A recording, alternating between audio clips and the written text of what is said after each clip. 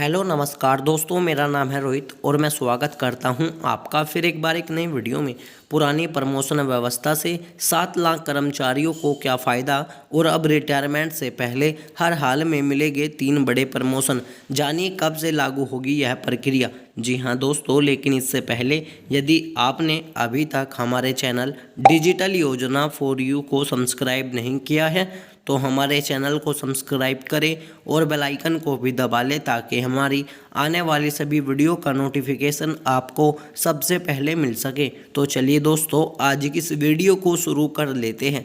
7 लाख से भी अधिक सरकारी कर्मचारियों के लिए रिटायरमेंट से कम 3 प्रमोशन का रास्ता खुल गया है। गहलोत कैबिनेट ने कर्मचारियों के प्रमोशन की 31 साल पुरानी व्यवस्था लागू कर दी है और इस व्यवस्था के तहत कर्मचारियों को 9, 18 और 27 साल के पे स्केल के अनुसार प्रमोशन मिलेगा ही।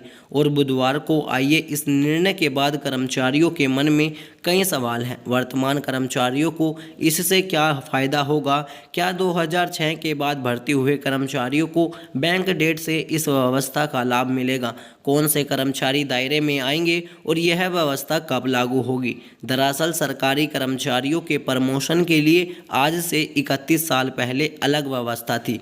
25 जनवरी 1992 को 9, 18 और 27 साल की सर्विस पर प्रमोशन पोस्ट के साथ पे स्केल दिए जाने का प्रावधान लागू किया गया था और यह व्यवस्था खास तौर पर क्लर्क ग्रेड के कर्मचारियों के लिए लागू की गई थी। इसके तहत अगर कर्मचारी का 9 साल के अंदर प्रमोशन नहीं हुआ तो उसे इस व्यवस्था के तहत 9 साल में कम से कम पहला निश्चित प्रमोशन मिल ही जाता था और इसके तहत कर्मचारियों को अपनी एक सर्विस में कम से कम 3 प्रमोशन मिल जाते थे। इससे उच्च पदों पर पदोन्नति के साथ साथ कर्मचारियों की तनख्वाह यानी ग्रेड पे भी बढ़ जाती थी। 2006 से छठे वेतन आयोग की सिफारिशें लागू करते समय सिलेक्शन स्केल व्यवस्था बंद कर दी गई थी और इसकी जगह एसीपी व्यवस्था लागू की गई। एसीपी यानी एश्योर्ड करियर प्रोग्रेशन केंद्र सरकार ने छठे वेतन आयोग की सिफारिशों के आधार पर 10, 20 और 30 साल की सर्विस होने पर एक हायर पे स्केल देने का प्रावधान किया था।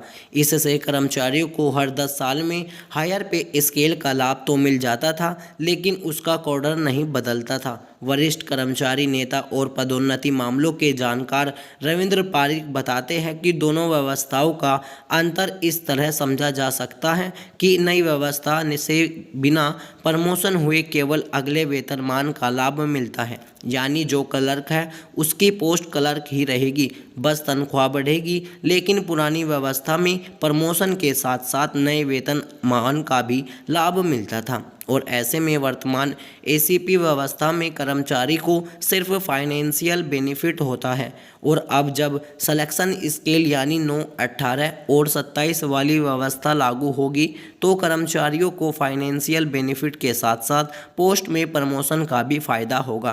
पहला तो एसीपी में स्टेट सर्विसेज के लिए 10, 20 और 30 साल में प्रमोशन की व्यवस्था थी, जबकि सिलेक्शन स्केल में 9, 18 और 27 साल में प्रमोशन की व्यवस्था है और ऐसे में 3 साल का फायदा तो इसमें सीधे तौर पर कर्मचारियों को मिलता है।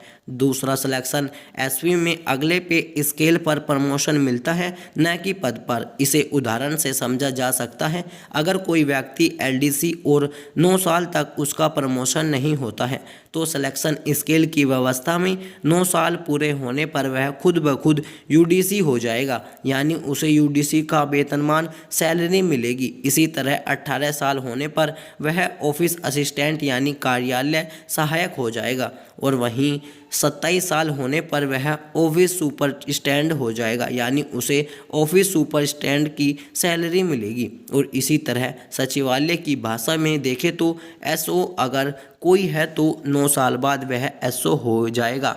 दोस्तों, उम्मीद करता हूँ आपको ये वीडियो पसंद आई होगी। पसंद आई है तो वीडियो को लाइक ज़रूर करें और हमारी वीडियो को अंत तक देखने के लिए आपका बहुत बहुत धन्यवाद।